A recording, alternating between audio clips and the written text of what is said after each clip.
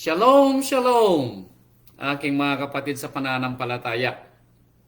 Ito na naman po inyong kapatid na si Roland na muli pong binibigyan ng rabay na makapangaral po ng kanyang salita. At sa mga kapatiran po natin na patuloy po na umaantabay sa aral, pagpalain po kayo ng ating Ama sa pamamagitan po ng ating Rabay Yeshua HaMashiach. Sa mga kapatiran po natin na may mga patutuo sa kanilang buhay. Alam po ninyo, ako po'y natutuwa at naiiyak habang kayo po ay nagpapatutuo. Tunay nga po na ang atin pong Ama ay hindi po nagpapabaya sa atin. Lagi po siyang nagbibigay ng daan para po makamtan po natin ang ating mga hinihingi. At anuman po yung mga naranasan nating kabagabagan sa nakaraang mga araw, o buwan, o linggo, alam po natin na tayo po ay hindi pinababayaan ng Ama. Dahil alam po natin na kahit po papaano nararamdaman natin yung kanyang pagpapala. Nagpapadala po siya ng kanyang mga anghel na tumutulong sa atin para maunawaan natin ang ating mga dapat gawin. Ganon din yung mga bagay na kinakailangan natin sa buhay. Ito po'y ibinibigay din ng Ama. Na ito po'y isang ebidensya o patutuo ng ating Ama ay hindi po natutulog, kundi lagi po siyang gising at ipinapadala po niya ang kanyang mga tulong at pagpapala po sa atin sa mga panahon na hindi natin inaasahan at sa mga oras na sometimes alam natin na ito'y parang napaka-imposibleng mangyari. Kaya ang aral po na ibinigay ng Rabay ay isa na namang patutuo na tayo po ay pinagpapala ng Rabay sa anumang mga panahon sa mga kabagabagan ng ating buhay. At ang pamagat po ng aral na ibinigay niya ay He made a way. Siya daw po ay gumawa ng daan. Daan para po lalo nating maramdaman yung tinatawag niyang pagmamahal sa atin. Daan para lalo nating maunawaan ang kanyang salita. Mga paraan para lalo nating maramdaman yung tinatawag niyang pagmamahal sa atin.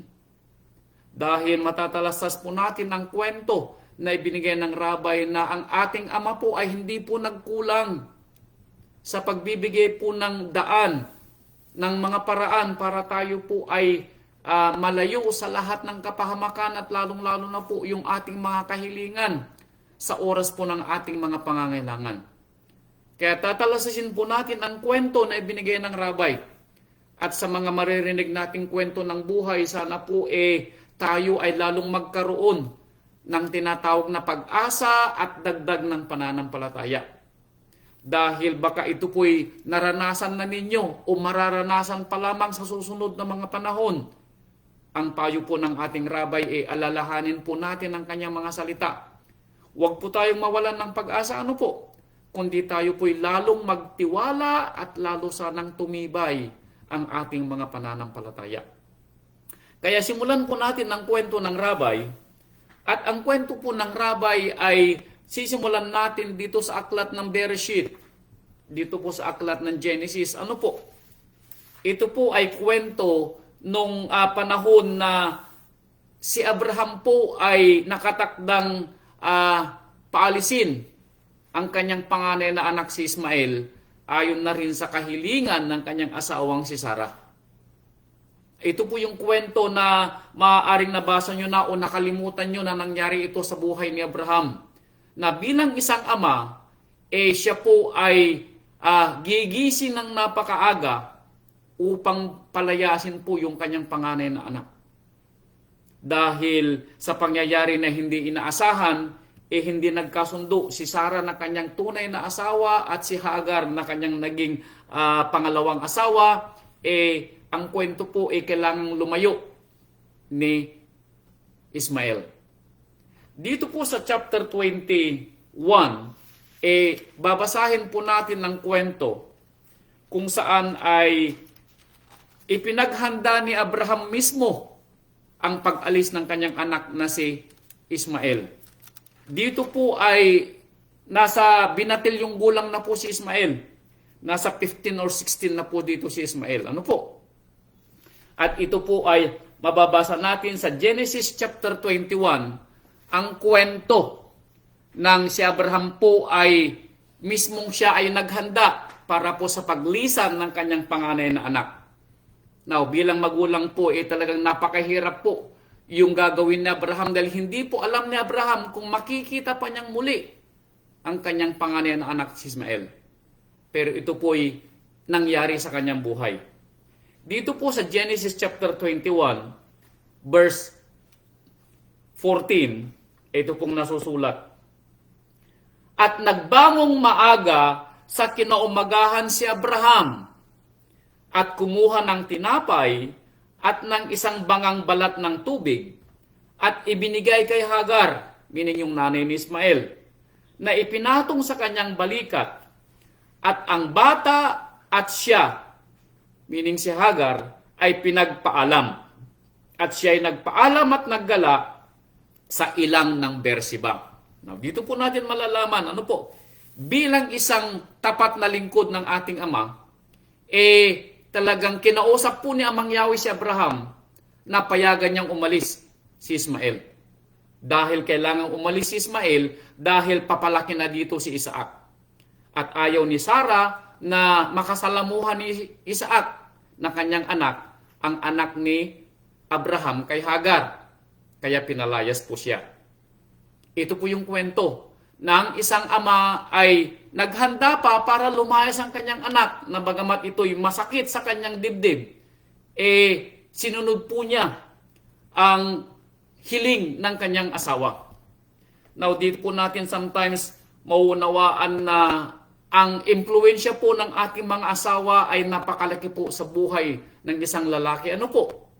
Kaya tayo po mga lalaki ay magpasalamat sa mga asawa natin, sa kanilang mga impluensya na kung minsan sila yung nagtuturo sa atin na pag-isipan nating mabuti ang ating mga ginagawa. Bagamat may mga pagkakataon na hindi lahat ng kanilang mga sinasalita at ibinibigay na payo ay tama, pero tayo po ay may obligasyon bilang mga asawang lalaki na dinggin ang mga sinasalita ng ating mga asawa.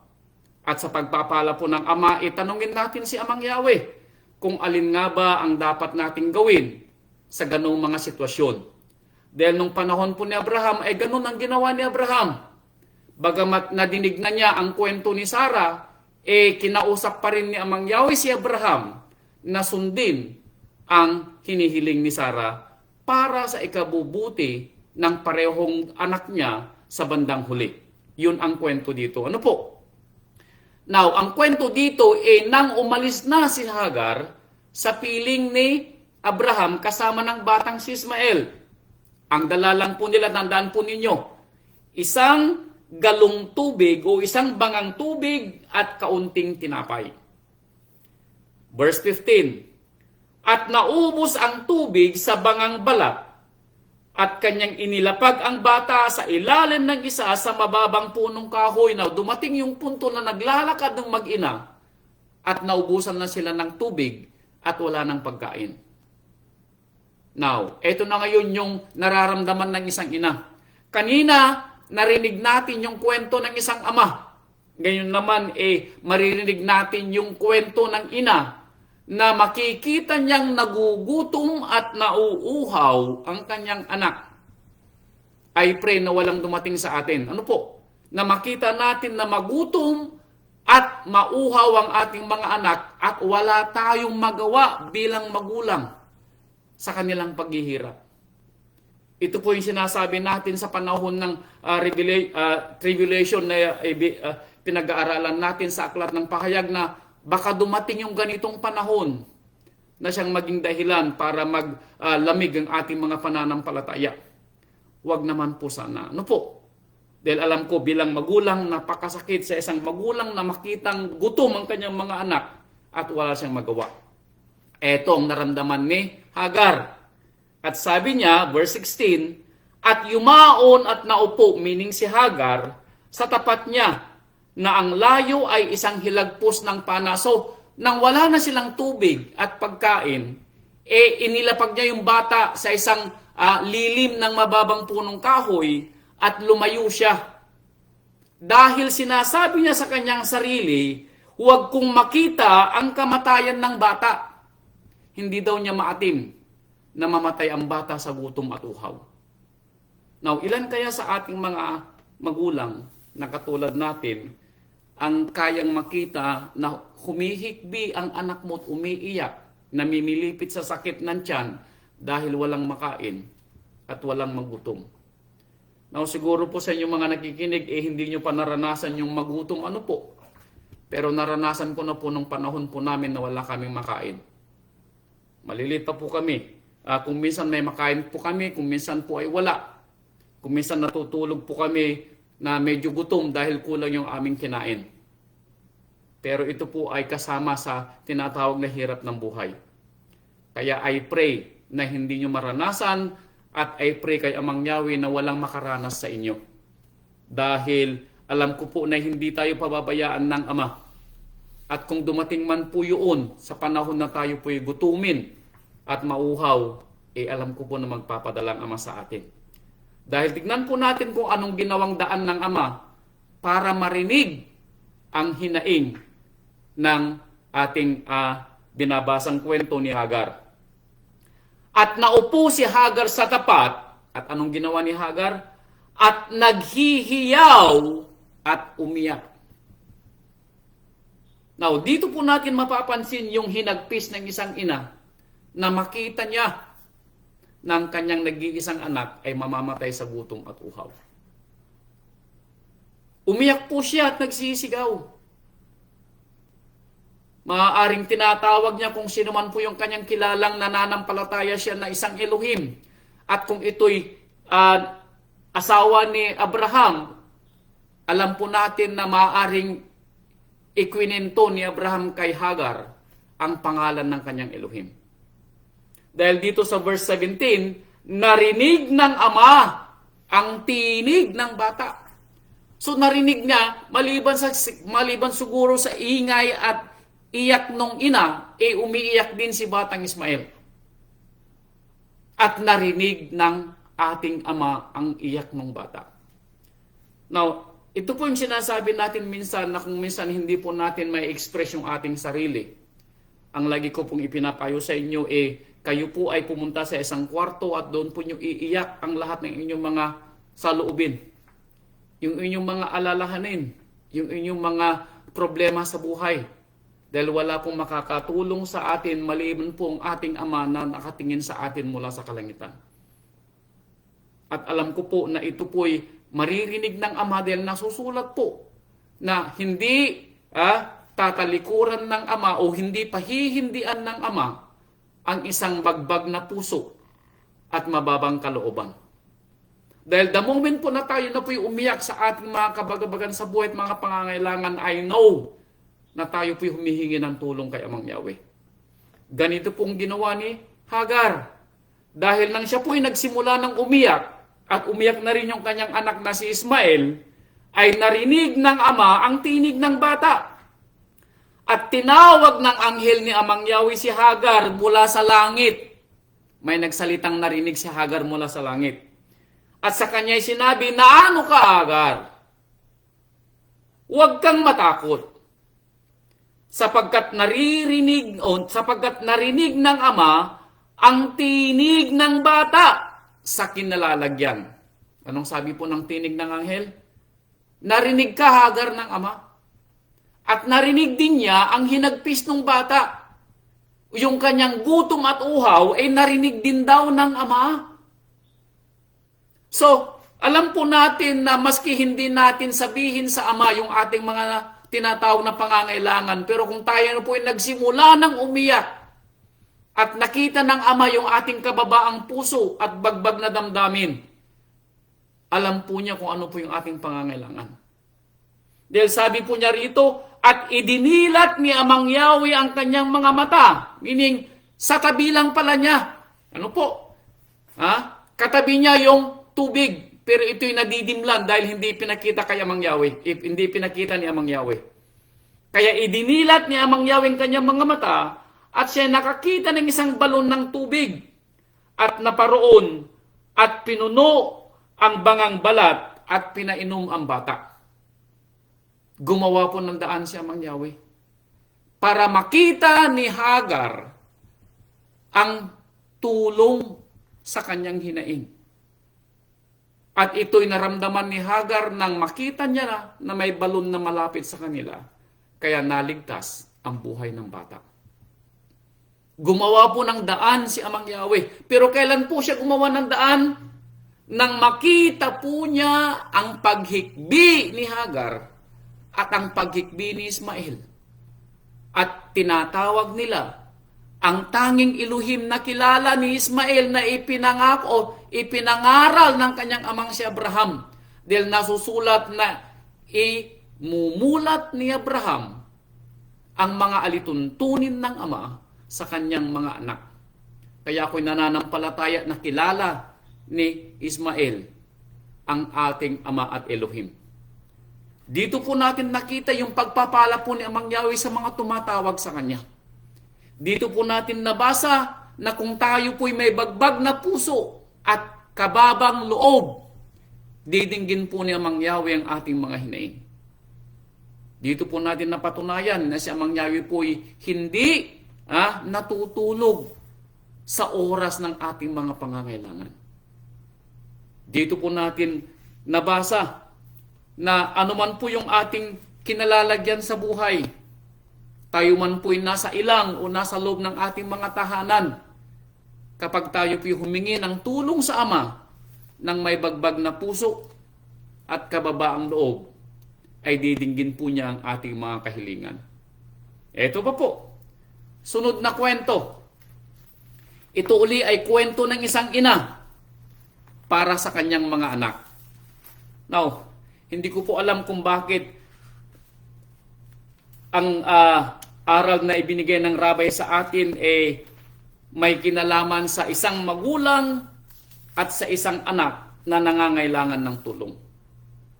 Maaaring dahil tayo din po ay mga anak ng ama na nangangailangan ng tulong sa oras na kabagabagan ng kanyang mga anak. Ang sumunod pong kwento ay kwento po dito sa Pangalawang Hari. Pangalawang Hari, at ito ay kwento ng ating propeta Elisha. Now, si Elisha po ay naging lingkod ni propeta Elijah. Ano po? Pero dito sa Pangalawang Hari, chapter 4, ang kwento po dito ay kwento ng isang babaeng bao na may 2 anak. Ano po? Ito ang kwento. Pangalawang Hari, chapter 4, verse 1 and 2. Ito po. Sumigaw nga kay Elisha ang isang babae na isa sa mga asawa ng mga anak ng mga propeta. So, naglalakad po isang araw si Elisha at narinig po niya ang sigaw ng isang asawa ng anak ng propeta. Ano po? At ang sabi ng asawang ito, ang iyong lingkod na aking asawa ay patay na. Now, ang aking asawa ay patay na, pero siya ay lingkod ng ama. Siya ay nananampalataya, sabi nitong babaeng bao. At iyong talastas na ang iyong lingkod, minong ang aking asawa, parang sabi niya, ay natakot kay Amang Yahweh. So parang sinasabi ng babaeng ito na, Propeta Elisha, kilala mo ang aking asawa. At kilala mo siya na takot ang aking asawa kay Amang Yahweh, meaning ginawa ng aking asawa o ng aking nasirang asawa ang kanyang mga alituntunin para tukdin ang salita ni Amang Yahweh at maglingkod. At kilala mo siya, Elisha, sabi niya. Pero ngayong patay na siya, sabi ng babaeng bao, at ang pinagkautangan ay naparito upang kuning alipinin niya ang aking 2 anak. Here we go. Isang babaeng bao na may 2 anak. ang kanyang asawa ay tapat na naging lingkod ng ating Ama nung panahon ng mga propeta. At hinihiling ng babaeng ito bilang asawa ng namatay na lingkod ng Ama kay Propeta Elisha na natulungan sila dahil dumating yung pinagkakautangan ng kanyang asawa at dahil wala silang maibayad, ang kukuning pambayad ay ang kanilang 2 anak na lalaki. Now, alam po ninyo, napakahirap po sa isang babaeng bao ang mawalan po ng asawa. Pero lalong mas mahirap po na ang iyong natitirang 2 kayamanan na naiwan ng iyong asawa ay kukuning alipin dahil sa kalakihan ng iyong utang at wala kang maibabayad. Alam po ninyo, ito yung isang dahilan kung bakit nung panahon na Apostol Saulo ay lagi niyang ipinangaral na huwag niyong kalilimutang tulungan ang mga babaeng bao. At actually, kung mapapansin po ninyo ang mga kautusan na ipinangaral ng mga propeta sa lumang tipan, lagi po nating aalalahanin yung mga babaeng bao. Now, the reason being is, nung panahon po na isinulat ang Biblia, ang mga babaeng bao po ay wala nang kakayahang magtrabaho kung sila po'y namatayan na ng asawa. Dahil hindi naman naging kalakaran nung panahon nila na ang mga babae ay magtrabaho. Ang tangi po nilang gawain noon alagaan ang kanilang mga asawa at alagaan ang kanilang mga anak at maging ina ng ilaw ng tahanan. Yun lang po ang trabaho nila noon. Kaya kapag sila po'y nabao, sila po'y nagiging kawawa. Maliban na lamang kung medyo malalaki na yung kanyang mga anak para tulungan siya sa kanyang buhay. Pero itong nakikita po natin, bata pa siguro itong mga anak ng babaeng baong ito dahil hindi pa kayang magtrabaho. Pero ngayon ay dumarating yung napag-utangan para gawing alipin ng kanyang anak. Now, anong kayang daan ang gagawin ni Amang Yahweh para matulungan ng babaeng baong ito? Now, tandaan po ninyo, kanino humihingi ang babaeng bao? Hindi po siya humihingi sa hindi niya kilala. Hindi po siya humihingi sa hindi nananampalataya. Humihingi po siya doon sa kilala niyang propeta ni Amang Yahweh. Meaning, kung alam ng babae kung kanino hihingi ng tulong, maaaring ito ay narinig niya sa kanyang asawa na sa oras ng kanilang kabagabagan, pwedeng hingan ng tulong at madadalanginan ang ating Amang nasa langit. Kaya't ito ang sabi ni Elisha. At sinabi ni Elisha sa kanya, anong gagawin ko sa iyo? Napakaganda pong tanong, ano po? Anong gagawin ko sa iyo?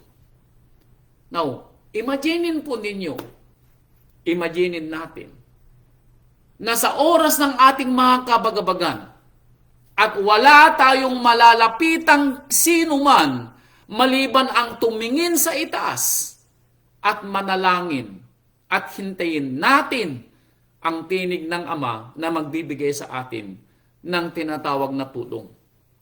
Now, imaginin ninyo na marinig natin sa ating balintataw, anong gusto mong gawin ko? Di po ba pag-asang salita?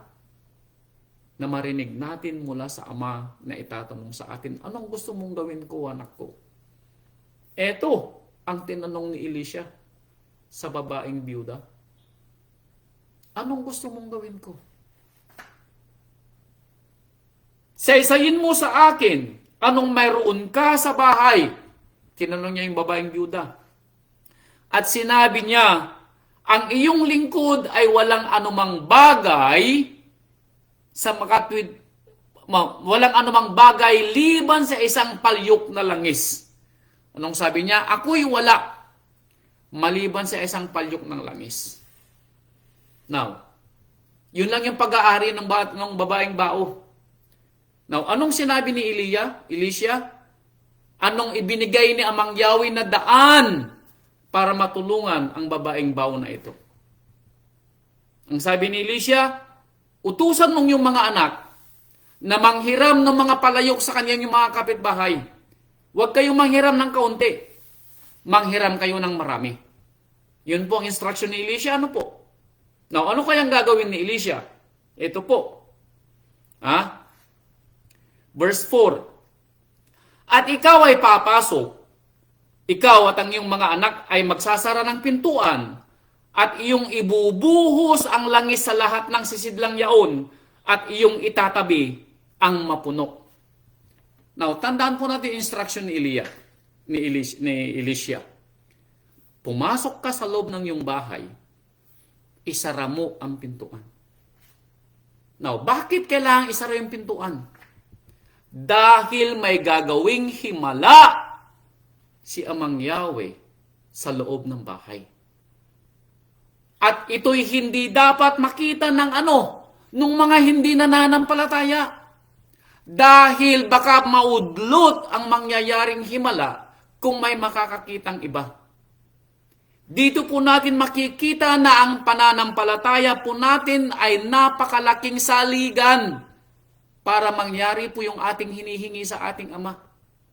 Dahil ipinasara ni Elisha ang bahay nila para walang makakita sa himala na gagawin ng ating Ama. Bakit? Dahil ang sisidlan ng langis, na pag-aari lang kaunti ang laman, ay siyang magpupuno sa lahat ng mga tapayan ng langis na kanilang hiniram.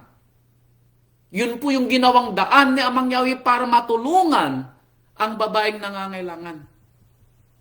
Bagamat hindi sinabi ng babae yung talagang eksaktong kailangan niya, pero nang marinig niya ang kwento ng babae, alam na ng Ama kung anong gagawin niya.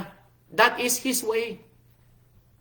Kaya dito natin mapapansin, mga kapatid ko, na hindi natin yung bang sa ating mga hinihingi, sometimes hindi yung eksaktong pangyayari ang ibinibigay ng Ama, kundi maaaring mas malalim pa sa hinihiling mo doon sa ibibigay niya.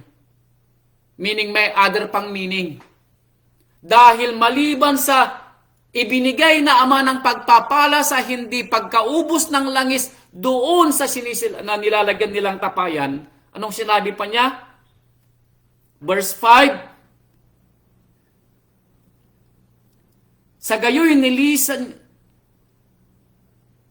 nilisan niya siya at siya at ang kanyang mga anak ay nagsara ng pintuan, kanilang dinala ang mga sisidlan sa kanya at kanyang pinagbuhusan. At nangyari nang mapuno ang mga sisidlan na kanyang sinabi sa kanyang anak, dalhan mo pa ako ng isang sisidlan. At sinabi ng kanyang anak, wala na pong sisidlan. At ang langis ay tumigil. Nang magkagayoy, naparoon siya at kanyang isinaysay kay Elisha na lingkod ng Ama. At kanyang sinabi, ikaw ay yumaon, ang sabi ni Elisha. Ipagbili mo ang langis, bayaran mo ang iyong utang, at mabuhay ka at ang iyong mga anak sa nalabi. Ito po yung daan ng Ama.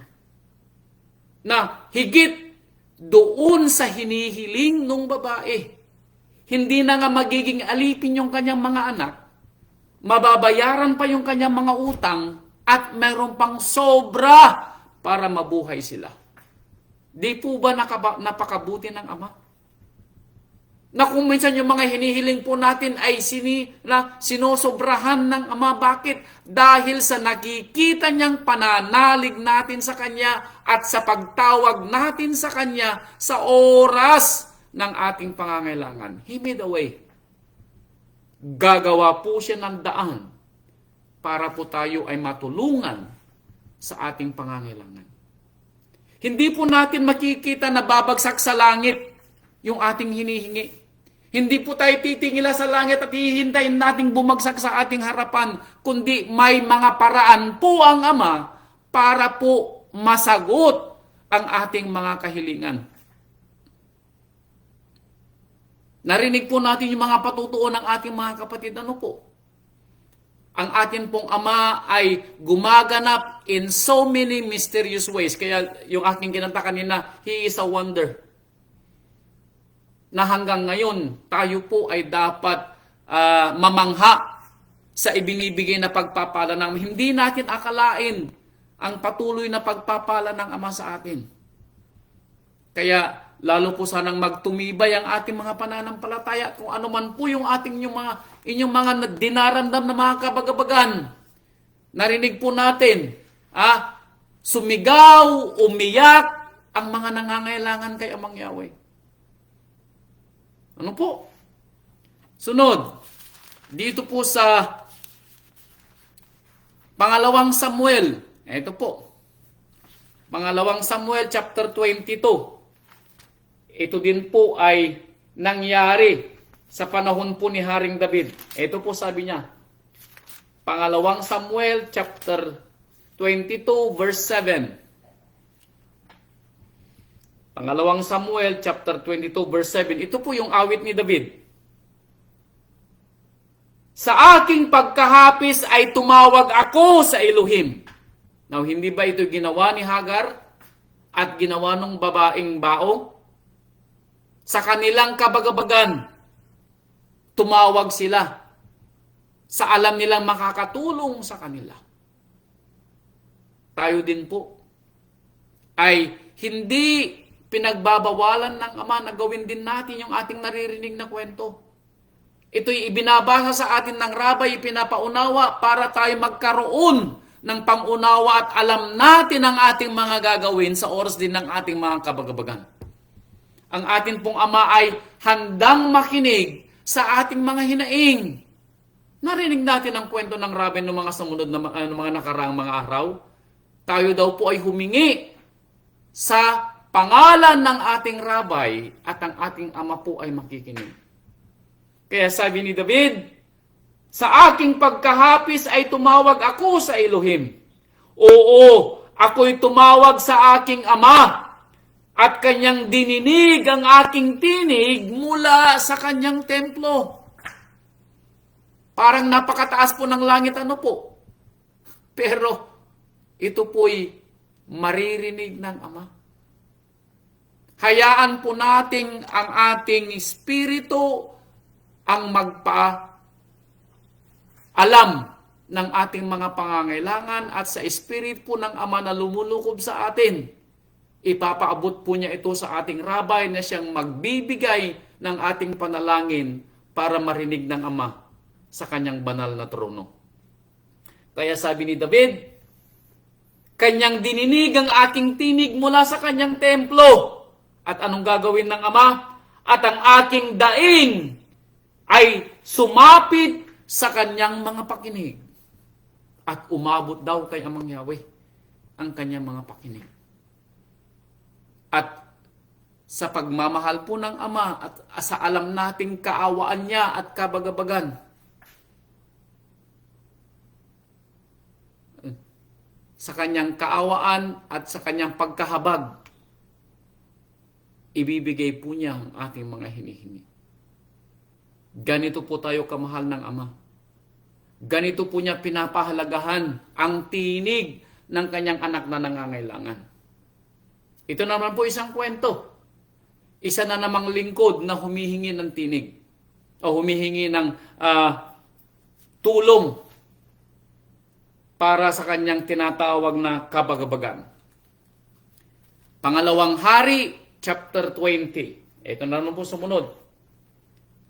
Pangalawang Hari, chapter 20. Talasasin natin kung kaninong kwento naman itong ating babasahin na pwede nating manahin kung tayo po ay makakaramdam din ng tinatawag din natin kabagabagan.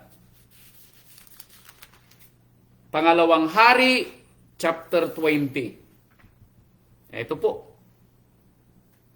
Ito'y kwento ni Haring Hezekiah. Nang mga araw na yaon, ay may sakit na ikamamatay si Hezekiah.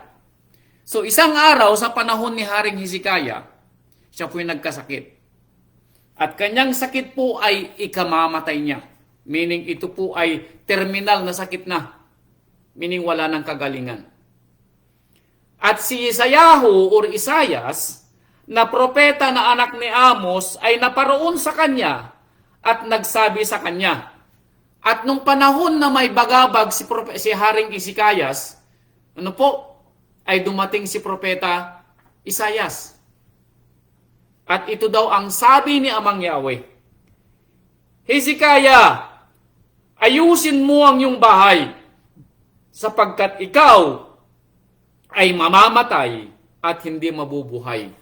Meaning, Hezekiah, ikinalulungkot kong sabihin sa iyo na ipinapasabi ni Amang Yahweh, mamamatay ka na sa sakit mo at hindi ka nagagaling.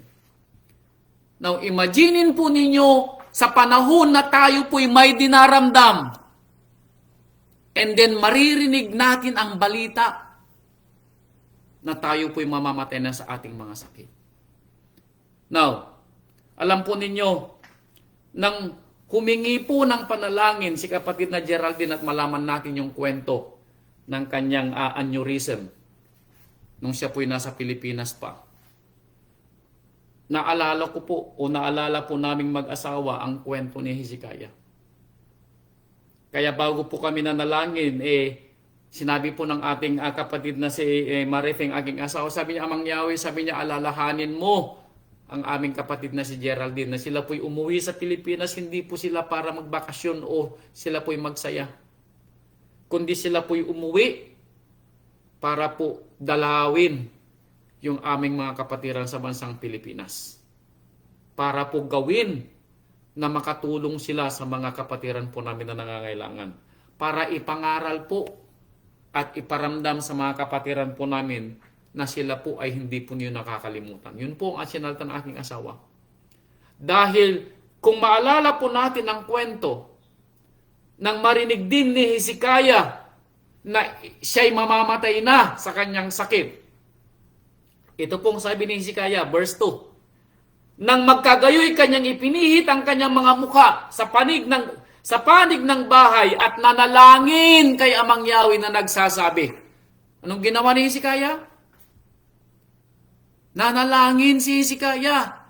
At nanalangin siya nakaharap sa dingding ng kanyang kwarto. Dahil alam po niya na makikinig si Amang Yahweh. At ito po yung panalangin ni Hezekiah. Idinadalangin ko sa iyo, O Amang Yahweh, na iyong alalahanin kung paanong ako'y lumakad sa harap mo sa katotohanan at may dalisay na puso at gumawa ng mabuti sa iyong paningin. Anong sabi ni Hezekiah? Alalahanin mo, Amang Yahweh, yung mga ginawa kong kabutihan alang-alang sa iyong pangalan. Now, kung babalikan natin ang kwento, si Haring Hezekiah po ang nagpabagsak at nagpadurog sa mga ribultong sinasamba ng bayang Israel, particularly ang bayang Yehuda nung panahon niya. Pinatanggal po niya lahat yung mga ribulto sa bayang Jerusalem. Siya po yun. Kaya, nang malaman ni Hezekiah na mamamatay na siya, ipinaalala po niya kay Amang Yahweh yung mga nagawa niyang kabutihan. At sinabi ni Hezekiah, hindi ko ginawa ito sa aking pangalan, ginawa ko ito sa iyong pangalan. And then anong ginawa ni Hezekiah? At si Hezekiah ay umiyak na mainam. Now, sino po bang hindi iiyak na mainam? Kung malalaman mo na mamamatay ka na. Alam po ninyo, alam ko, na sinubukang patayin ng demonyo ang ating kapatid na si Geraldine. I know that for a fact. Pero ang panalangin po natin noon, mag-intervene ka, Amang Yahweh. Huwag mong hahayaan na manalo ang kasamaan. Huwag mong hahayaan na dahil sa iyong pangalan ay sasalitain nila na namatay si kapatid na Geraldine. Kundi sasalitain ng mga makakabalita na dahil sa iyong napakadakilang pangalan na Amang Yahweh, buhay si kapatid na Geraldine. Yun po yung panalangin natin. Dahil alam ko po, hindi hahayaan ni Amang Yahweh na magkaroon ng tinatawag na kwento sa kanyang pangalan na may pinatay siyang lingkod. Hindi po. Sa aking pangunawa, hindi hahayaan ni Amang Yahweh. Dahil sa kanyang napakadakilang pangalan ay gagawa po siya ng mga himala at mga himala na hindi natin alam kung paanong nangyari. Even yung mga doktor po ni kapatid na Geraldine. Hanggang sila po ay makarating dito sa Amerika, narinig po natin ang kanyang patutuo. Na napakalaki ng kanyang aneurysm. Siya po'y napakapalad na dumating na buhay dito sa bansang Amerika. Totoo po yun. Ito po, ang daan ni Amang Yahweh sa atin para ipakilala ang kanyang napakadakilang pangalan. Yung mga yung alam natin na imposibleng mangyari, ay mangyayari. That is His way. He made the way para matunayan natin sa ating sarili at sa mga makakilala sa atin na ikukwento natin ang buhay ng ating mga kapatiran. At lalong-lalo na si Geraldine na magkukwento ng kanyang sariling kwento na si Amang Yahweh ay totoo. At naririnig natin na mismo ang kanyang asawang si Alan ay nagpapatutuo at alam ko pagdating ni Alan sa kanyang trabaho, sasabihin niya na buhay ang aking asawa for a miracle because Father Yahweh intervenes. Yun pong maririnig nating kwento. Matatanyag po ang pangalan ng Ama because that is His way. Na sa ginagawa niyang pagtulong sa atin at bibigyan ng pagpapala, dinadakila po natin at pinararangalan ng kanyang pangalan. Dahil dyan po natutuwa ang ating Ama at Elohim ng lahat ng karangalan ay ibigay natin sa kanyang napakadakilang pangalan. Huwag po tayong tumigil, dahil tayo po ay binibigyan ng Ama ng pagpapala para maunawaan natin na ang kanyang mga daan. Kung minsan na hindi natin maunawaan, totoo po yun. Pero tandaan po ninyo, hindi po magpapabaya ang Ama at hindi niya hahayaan na ang kanyang anak ay iwanan po niya sa kanyang oras ng kabagabagan. Kaya nang marinig ni Amang Yahweh ang iyak ni Hezekiah, eto ang ginawa ni Amang Yahweh. At nangyari, verse 4, bago si Yesayahu ay lumabas sa pinakaloob ng bayan, na ang salita ni Amang Yahweh ay dumating sa kanya na nagsasabi, nang marinig ni Amang Yahweh, quick, that instant, parang tayo din po, nang manalangin din po tayo, that night, nang si kapatid na Geraldine ay sumailalim sa coiling. That night po, nagpadala agad si Amang Yahweh ng anghel para pigilan ang demonyo na kunin ng ating kapatid na Geraldine. That night po. That quick. Ganon din si Amang Yahweh ng panahon ni Hezekiah. Sabi niya, Hezekiah, bumalik ka. At sabihin, Isayahu, sabi niya, Isaias, sabi niya, bumalik ka. Sabihin mo kay Hezekiah. Anong sasabihin ni Isaias kay Hezekiah? Na pangulo ng aking bayan. Ganito ang sabi ni Amang Yahweh na Ama ni David na iyong magulang. Aking narinig ang iyong panalangin. Sita? Yung panalangin natin nung gabi na inuupirahan si kapatid na Geraldine at yung panalangin ni kapatid na Geraldine, 10 ng kanyang mga mahal sa buhay that night bago po siya sumailalim sa coiling. Narinig ni Amang Yahweh. Kaya agad po nag-dispatch si Amang Yahweh ng kanyang anghel para bantayan si Geraldine habang ginagawa po yung kanyang pagkukoiling. Hindi po nakalapit yung mga demonyo. Dahil alam po ni Amang Yahweh, gustong kunin ng demonyo si kapatid ni Geraldine para patunayan na siya'y mas may makapangyarihan kaysa sa Amang Yahweh. Pero hindi po nangyari. Ano po? Katulad din dito. Mamamatay na si Hezekiah pero sabi ni Amang Yahweh, ganito ang sabi ni Amang Yahweh na Ama ni David, aking narinig ang iyong panalangin, aking nakita ang iyong mga luha. Yun pong hinihintay ni Amang Yahweh sa atin. O tayo po'y magpakumbaba at may bagbag na puso. Gaano natin kagusto yung ating hinihiling? Yun po yung tanong. Gaano natin kagusto yung ating hinihingi? Maaaring gustong makita ng Ama kung gaano ba kagusto mo yung hinihiling mo, anak ko. Ito po yung nakita sa atin Noong panahon na tayo po nananalangin kay kapatid na Geraldine, nakita po niya yung ating kagustuhan na mabuhay si kapatid na Geraldine.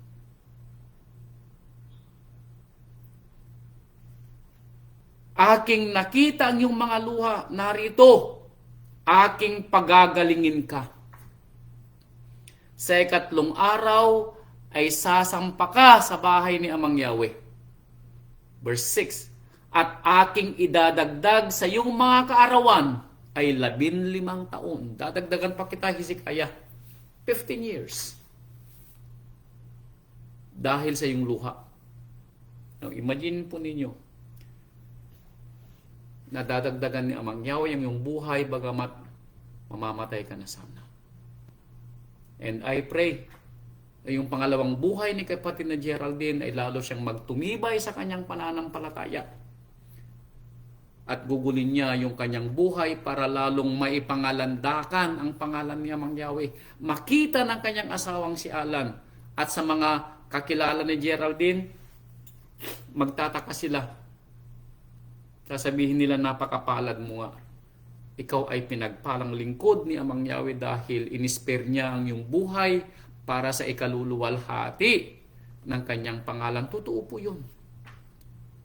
Dahil dito po natin makikita ang kabutihan ni Amang Yahweh. Hindi po niya pababayaan ang kanyang mga anak sa oras ng kanilang mga kabagabagan. Tandaan po natin yun. Tandaan po natin. Aking idadagdag ang iyong mga kaarawan ay 15 taon at aking ililigtas ka at ang bayang ito sa kamay ng hari sa Assyria at aking ipagsasanggalang ang bayang ito dahil sa akin at dahil sa aking lingkod na si David. Kaya nabuhay po si Haring Hezekiah for 15 years na isang maayos, masagana at mabuting lingkod ng Ama. Now, alam po ninyo, may mga pagkakataon na tayo din po ay nagkakaroon ng tinatawag na mga kabagabagan sa buhay. Yung ating mga hinihingi, kung minsan po ay ito ba'y talagang hinihingi natin at kailangan natin sa buhay or hinihingi lang natin dahil gusto lang natin. Alam po ninyo, sa 3 pong nabasa natin, nakita po natin na kasama dito yung pag-iyak, kasama po dito yung pagsigaw.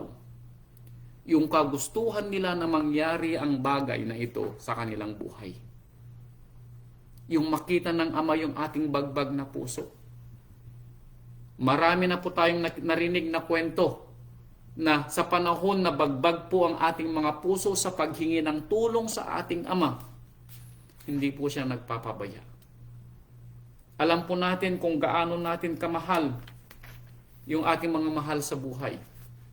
Yung ating mga hinihingi para sa ating mga anak, para sa ating mga asawa, para sa ating mga apo. Wala pong imposible kay Amang Yahweh. Ano po? He will find a way. Because He made a way. Para kay Hagar, para kay doon sa babaeng Bao, kay Elisha, para kay Hezekiah. Ito po pong isa na kwento ng isang lingkod din kung paano ibinigay ni Amang Yahweh ang kanyang kahilingan nang siya rin naman po ay humihingi. Dito po sa unang hari, ang kwento naman pong ito ay kwento ni Haring Solomon, ang hari na nabuhay sa kanyang panahon na pinakamayaman at pinakamatalino sa kanyang panahon. Unang Hari, chapter 3. Ito po ang kwento.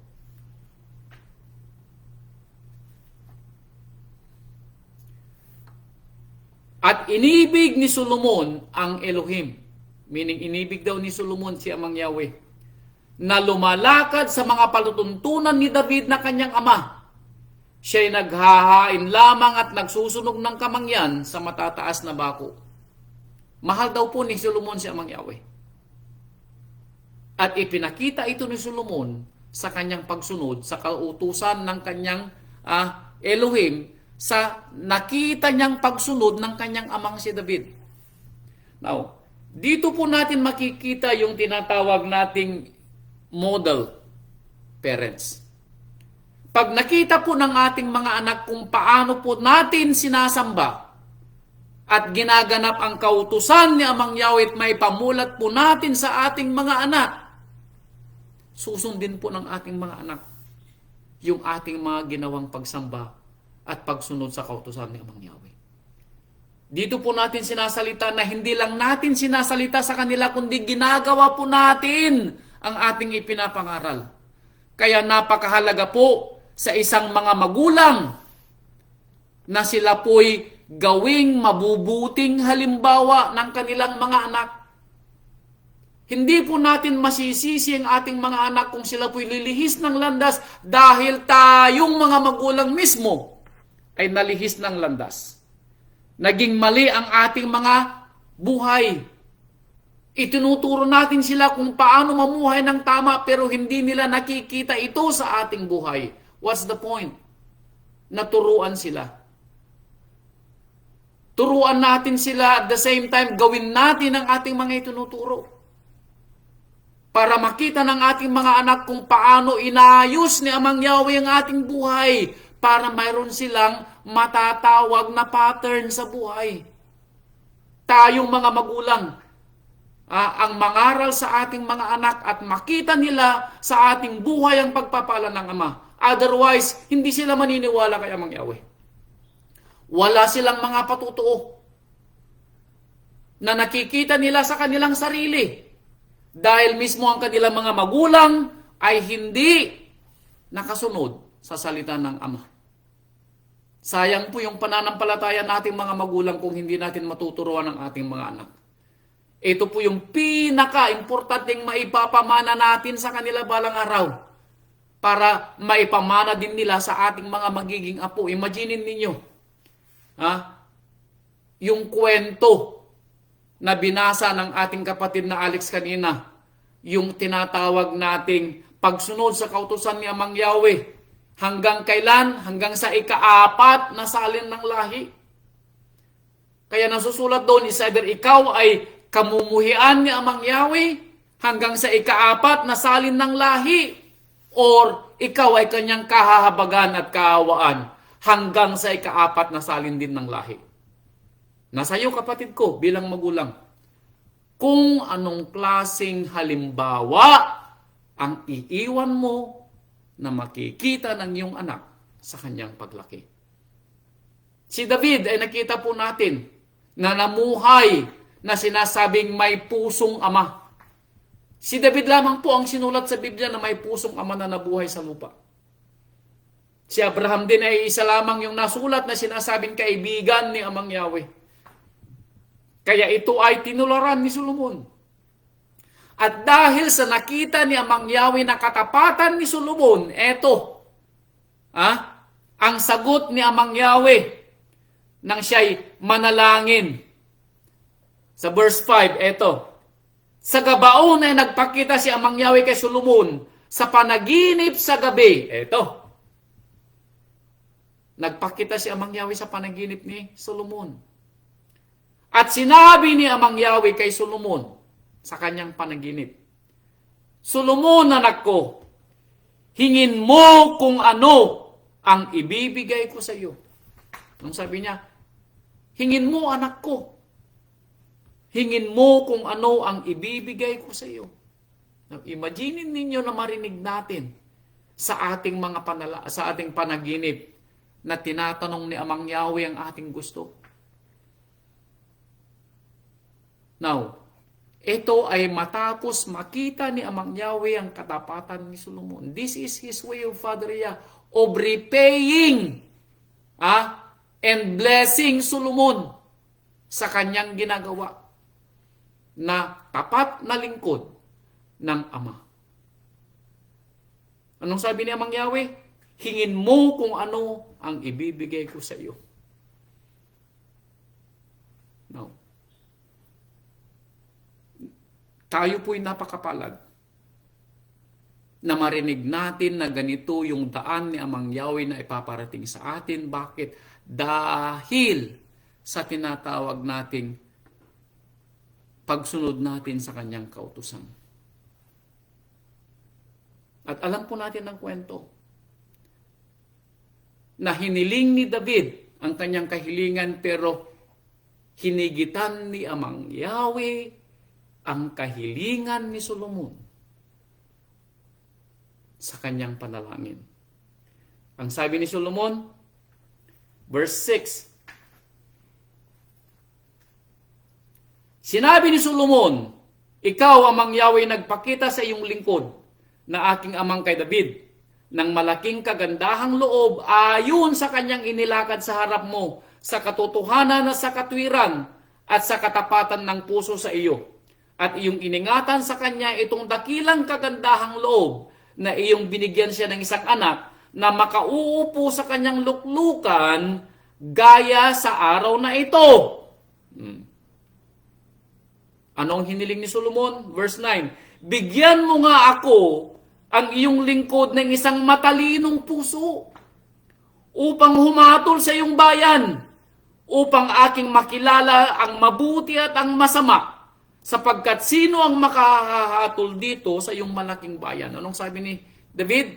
Anong sabi ni Solomon? Bigyan mo ako, Amang Yahweh, ng matalinong puso para mahatulan ko ng maayos ang iyong bayan. Now, kung papapansin po natin, hindi humingi si Solomon ng mga material na bagay para sa kanyang sarili, kundi humingi si Solomon kung paano niya pamumunuan ang bayan ni Amang Yahweh para lalong dakilain ng bayang Israel ang ating Ama at Elohim. Yun ang hiniling ni Solomon. At anong sinabi ni Amang Yahweh? Verse 10, at ang pangungusap ay nakalugod kay Amang Yahweh na hiningi ni Solomon ang mga bagay na imaginin po ninyo. Maliban sa maririnig na ni Amang Yahweh ang ating mga kahilingan, matutuwa pa siya sa kahilingan natin. Bakit? Dahil yung inihiling natin ay para sa ikaluluwalhati ng kanyang pangalan. Doon po natin dapat ibase yung ating mga kahilingan, mga kapatid ko. Kung paano maluwalhati lalo ang pangalan ni Amang Yahweh. Dahil sa nangyaring kahilingan ni Solomon, tignan po nyo, nalugod si Amang Yahweh. At dahil nalugod si Amang Yahweh, anong sinabi ni Amang Yahweh? Narito, sabi niya, aking ginawa ayon sa iyong salita, at narito, aking binigyan ka ng isang pantas at matalinong puso, na ano pat walang naging gaya mo na una sa iyo, o may babangon bang sinuman pagkamatay mo. Tinupad kong kahilingan mo, Solomon, sabi niya.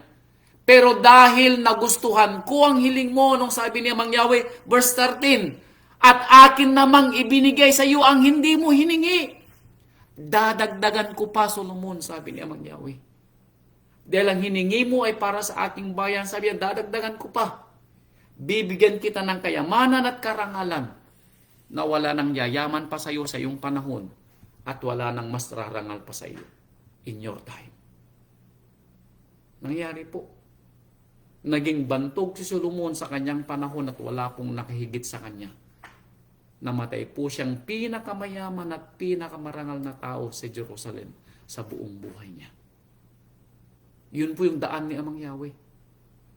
Sa ating mga kahilingan sa buhay, dito po niya nababase kung anong klaseng lingkod ang kanyang lingkod sa kanyang hiling.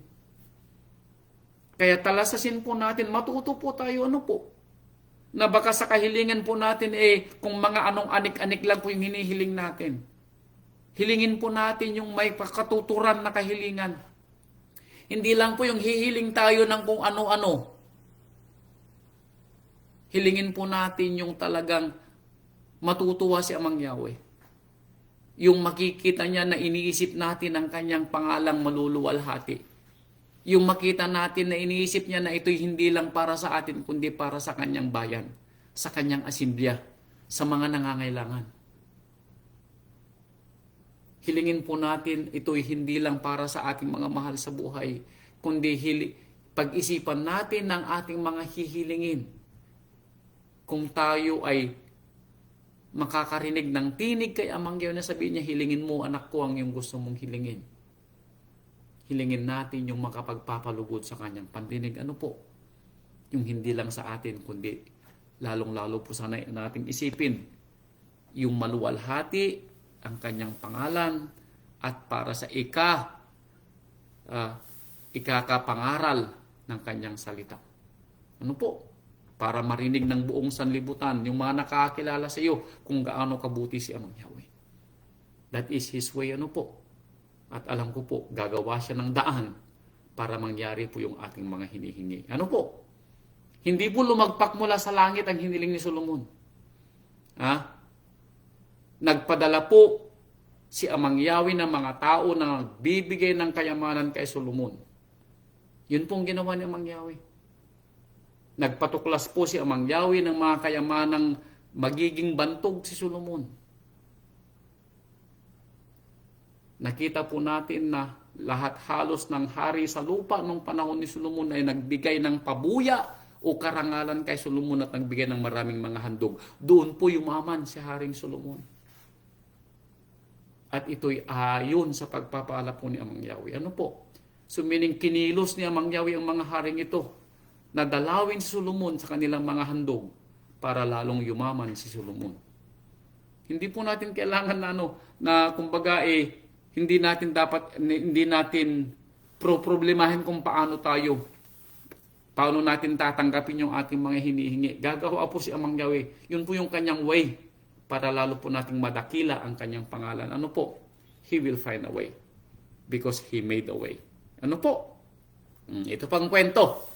Dumako naman tayo dito sa bagong tipan. Dahil baka sabihin nyo, puro na lang lumang tipan. Dito po sa aklat ng Lucas, ito naman po ay panahon ng ating rabay. Aklat ng Lucas chapter 18, verse 38. Ito po ang kwento naman ng isang nangangailangan. At ang kwento rito isang bulag. Chapter 18. Ito po ay kwento ng isang bulag nang ang ating rabay naglalakad papuntang Jericho o Jericho. Chapter 18, simulan ko dito sa verse 35 para marinig niyo yung kwento. At nangyari na nang nalalapit na sila, meaning ang rabay at ang kanyang mga apostol, sa Jericho, isang bulag ay nakaupo sa tabi ng daan na nagpapalimos. Ano po yung kwento? Imaginin natin yung setting ng story. Naglalakad ang ating rabay kasama ng mga apostol papunta sa bayan ng Jericho. At may bulag na nakaupo sa gilid ng daan na mamalimos. Yun po yung kwento. Ano po? 36. At pagkarinig na nagdaraan ng maraming tao, ay itinanong niya kung anong ibig sabihin noon. So meaning naririnig na yung commotion, maraming tao dumarating. Bulag nga Kaya tinanong niya, bakit kaya nagkagulo ang tao? Tinanong niya kung anong mayroon. At sinabi ng ilan sa kanya, nagdaraan si Yahshua na taga Nazaret. Nagdaraan ng rabay na taga Nazaret. Now, siguro sa buhay ng bulag na ito narinig na niya ang kwento ng rabay. Narinig na niya na ang rabay ay may mawaing puso at may habag sa mga nangangailangan. Yun po ang alam niyang kwento siguro sa rabay. At marami siyang mga ginawang himala sa mga nangangailangan. Kaya pagkakataon na niya, ano po? Now imagine niyo na ganun din yung marinig ninyo. Dati-rati parang kayo ay nahihiyang makinig o nahihiyang humingi kay Amang Yahweh. Pero dahil sa narinig yung mga pagpapala, yung mga patutuo ng mga kapatiran natin na nagkakatutuo, ngayon, mayroon ka ng boldness, mayroon ka ng tapang, mayroon ka ng tinatawag na pagtitiwala. na humiling din kay Amang Yahweh. Katulad din ng lalaking ito. Nang marinig niya na dumaraan ang rabay. Now, anong ginawa niya? Siya ba'y nagtago? Siya ba'y hindi kumibo? Ito ang sinabi ng bulag. At siya'y nagsisigaw na sinasabi, Yeshua! Ikaw na anak ni David, mahabag ka sa akin. Anong sinabi mo niya? Sumigaw po siya. Yeshua! Anak ni David, mahabag ka sa akin. No. Alam po ninyo, ang lagi nating sinasabi na hindi pahihindian ni Amang Yahweh ang bagbag na puso at mababang loob. Totoo po. Kaya sabi ng bulag na ito, mahabag ka sa akin, Yeshua, anak ni David. Ganon din po tayo pag tayo po'y humingi sa ating rabay. Yung kahabagan po niya tayo. Huwag po nating ipagmalaki kung ano po yung meron tayo o kung ano yung ating katayuan sa buhay. Hindi po tayo tataas sa rabay. Lagi po tayong mas mababang uri sa rabay. Dahil siya po yung ating hari at ating mataas na pari. Ano po? Siya yung ating saserdote. Siya yung ating rabay at Elohim, anak ng ating ama. Kaya talasasin po natin. Anong sabi ng bulag? Anak ni David, mahabag ka sa akin. At anong ginawa naman ng mga taong nakarinig? Verse 39, at siya'y sinaway ng nangasa unahan upang siya'y tumahimik. Sinaway siya, tumigil ka, ang ingay-ingay mo. Hindi ka maririnig ng rabay, kaya tumigil ka na, sabi nila siguro. Kung kayo po yun, ano kayong gagawin ninyo? Mahihiya kayo? Siguro na sumigaw uli, ano po? Dahil hindi rin kayo maririnig ng rabay, sabi niyo siguro. Ito bang ginawa ng lalaking ito? Talasasin po natin, verse 40 o verse 39. Datapwat siya'y lalong nagsisisigaw, meaning lalong nilakasan yung kanyang tinig. Meaning hindi siya tumigil. Now, ito po'y halimbawa din sa atin na tayo din po ay huwag tumigil sa kakapanalangin. Yung tayo po'y umasa sa tulong ng Ama. Yung tayo po'y huwag mawalan ng pag-asa. Darating po ang tulong ng Ama sa oras ng ating mga kabagabagan. Yun po yung pangako niya. Huwag po tayong tumigil. Huwag tayong huminto sa ating mga kapapanalangin. Dahil nasusulat, pray without ceasing. Yun po sinabi ng Apostol Saul. Kayo'y manalangin ng walang puknat. Araw-araw, sabi ni Saul. Hindi lang once a day. Dagdagan ninyo kung pwede. Tayo'y dapat maging depende sa tulong ng Ama, sa ating kaligtasan, sa ating mga kalusugan, sa ating mga pag-iingat. Lalong-lalo na po pag tayo po'y nasa labas ng ating mga tahanan. Ipanalangin din natin ang ating mga anak, ang ating mga mahal sa buhay. That is Father Yahweh, na tayo po ay kanyang diringgin. Yung maalala natin siya, paggising po natin ng umaga, that is His way, He made the way, para tayo po'y makarating. Yung makarating sa kanyang pandinig, yung ating mga kahilingan. Kaya sabi ng lalaking ito, datapwat lalo niyang nilakasan ang kanyang pagsigaw. Sabi niya, Yeshua, anak ni David, mahabag ka sa akin. Anong nangyari? Narinig ng ating rabay yung kanyang tinig. Kaya sabi niya sa verse 40, at si Yahshua ay tumigil at ipinag-utos na dalhin siya, meaning yung bulag sa kanya. At nang mailapit siya, meaning nang dumating yung bulag at makalapit sa rabay.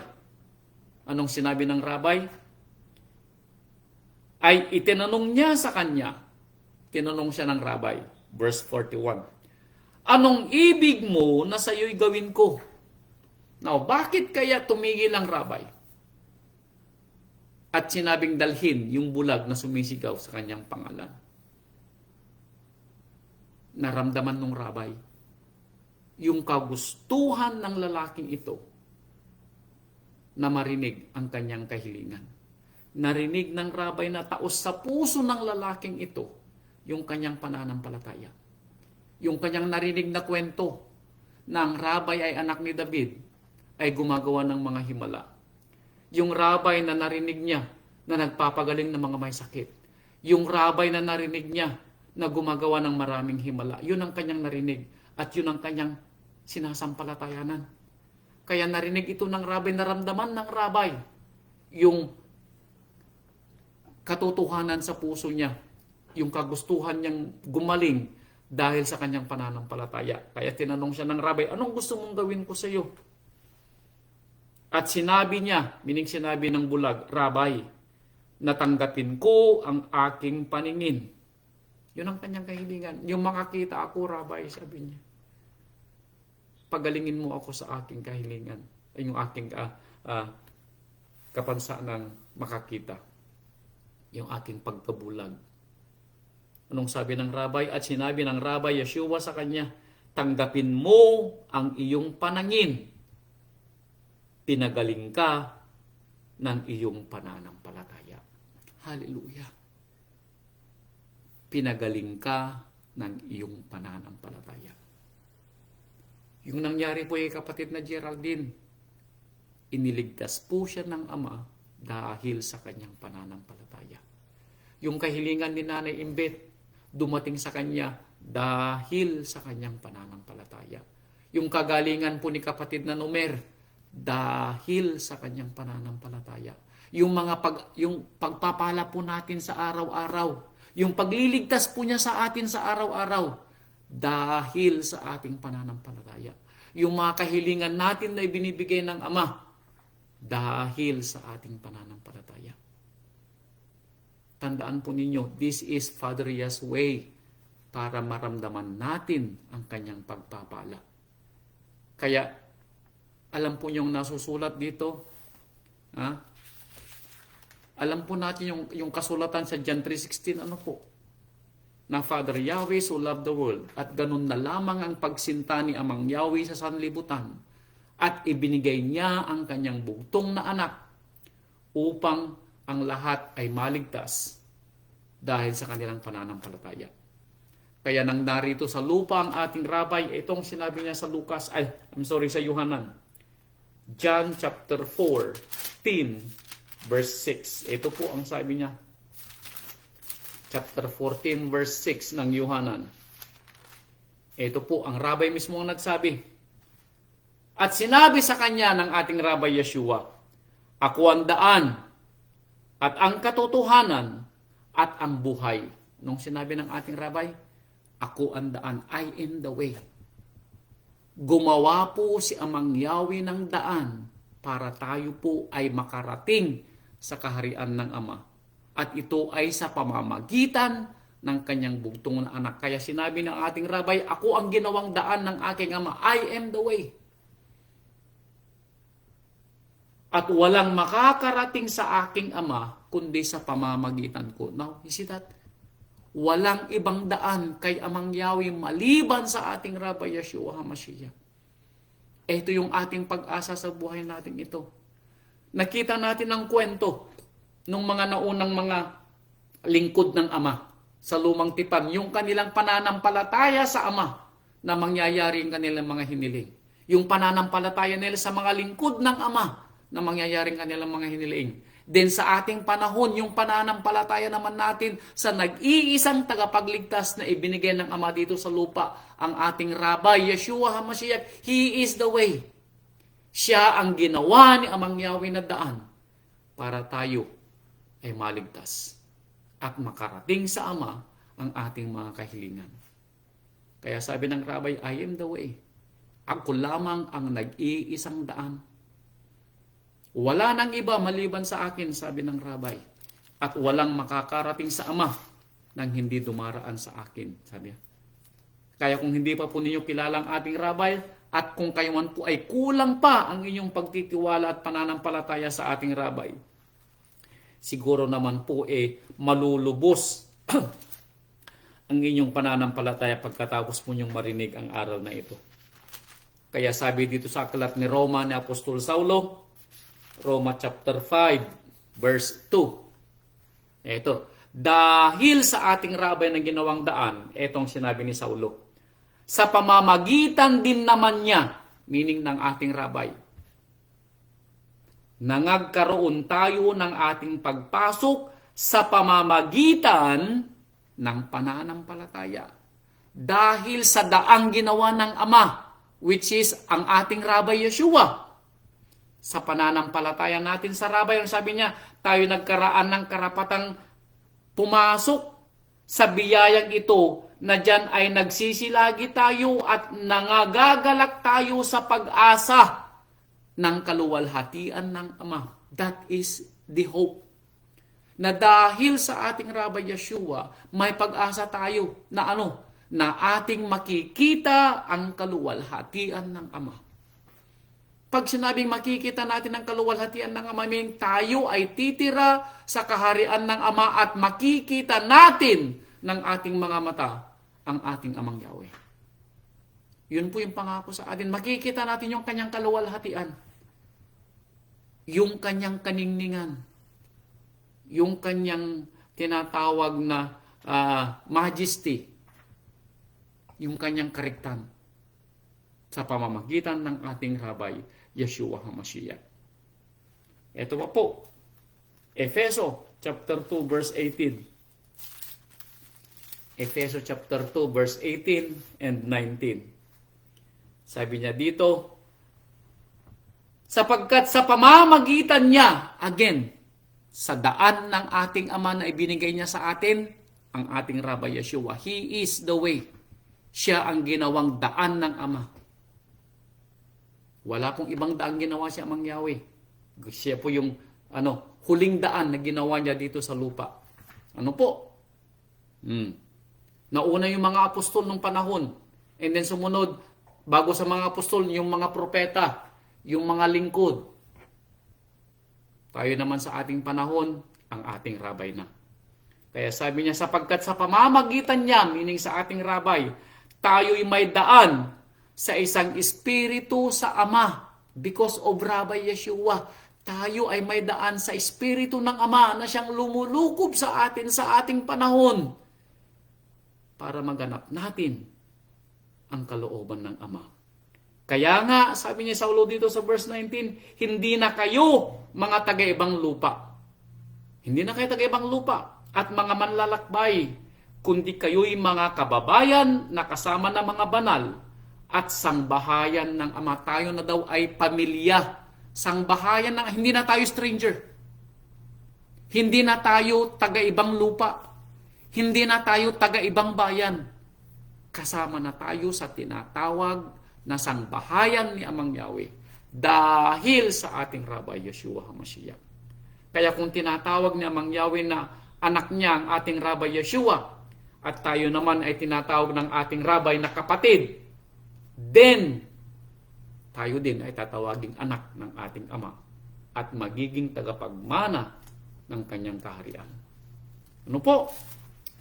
Dito pa po sa Hebro. Ito pa po yung ating mga dagdag na ibinigay ng ating rabay para mapatunayan natin na siya'y gumawa ng daan. At He is the way. Chapter 7, verse 25 ng Hebrew. Ito po sabi niya, dahil dito naman siya, meaning ang ating rabay, ay nakapagliligtas na lubos sa mga nagsisilapit sa Ama sa pamamagitan niya. Dahil sa Kanya at sa pamamagitan niya, ang ating rabay. Tayo daw ay pwedeng lumapit sa Ama. Kaya nga yung ating mga panalangin ay dinidinig na ngayon ng Ama. Bakit? Dahil ang rabay ang nagpaparating ng ating mga panalangin.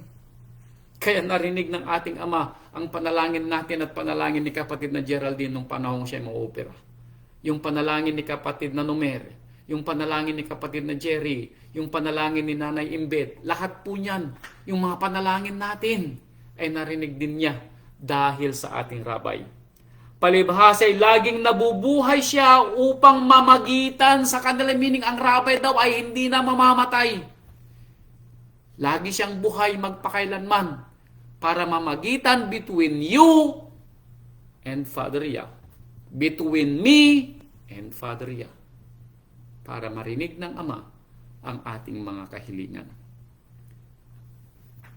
Chapter 10 verse 19. Ito po.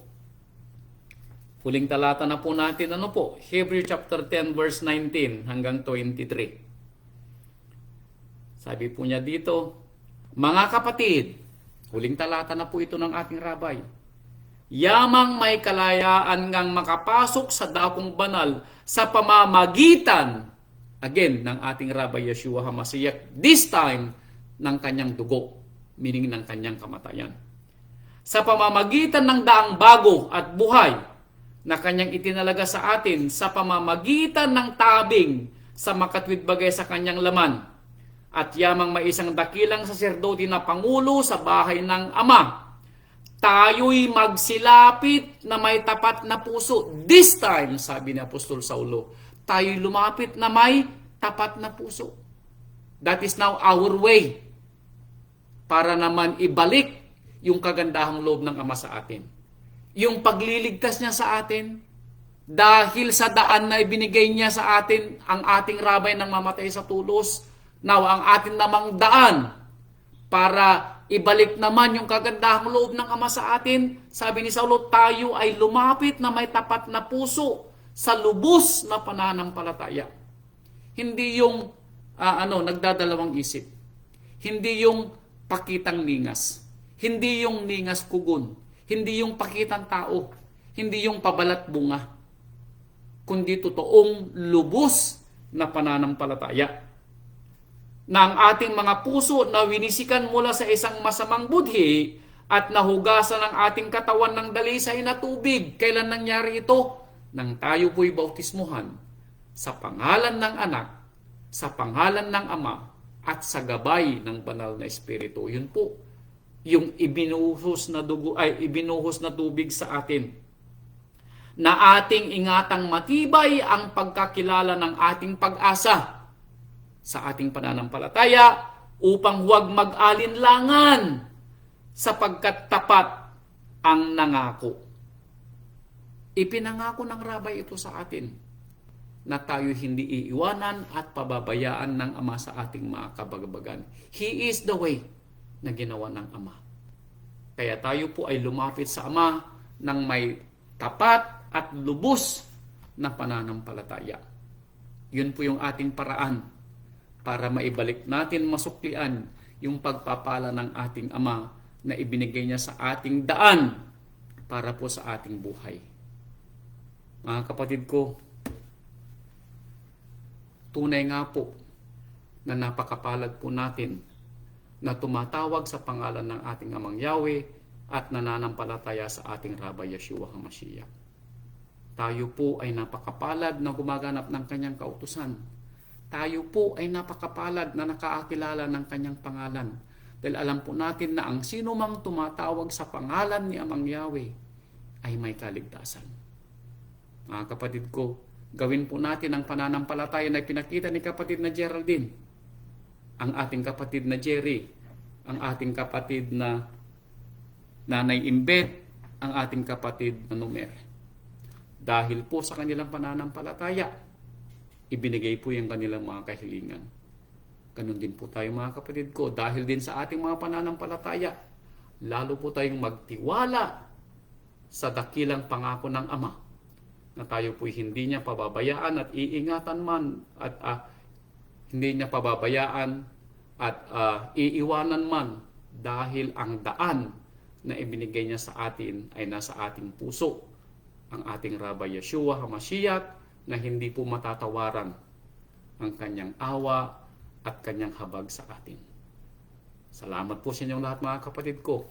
Ito po ang aral ng Rabay at ako po'y nananampalataya na sana po ay lalong magtumibay ang ating mga pananampalataya at ang patuloy na pagpapala ng ating Amang Yahweh sa pamamagitan ng ating Rabay Yeshua HaMashiach ay sumainyo pong lahat. Salamat po.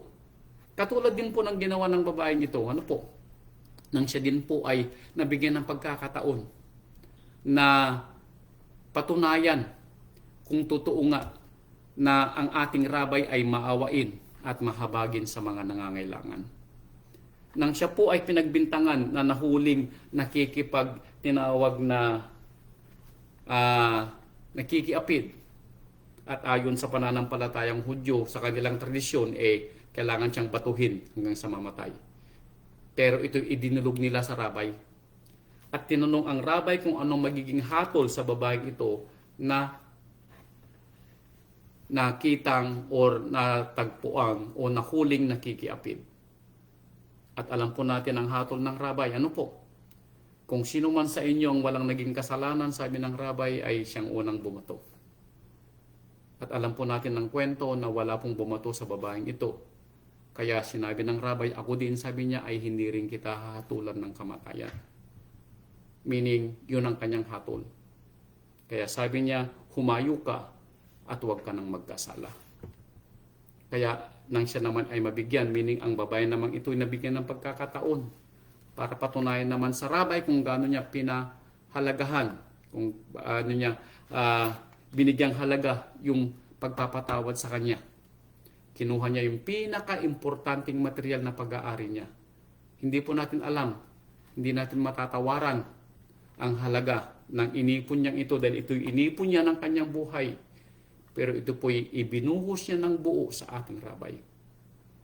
Kaya sinabi ng ating rabay, kung kayo ay mangangaral ng mabuting balita, saan man ito ipangaral, sabi ng ating rabay, ipagsabi ninyo ang ginawa ng babaeng ito bilang alaala sa kanya.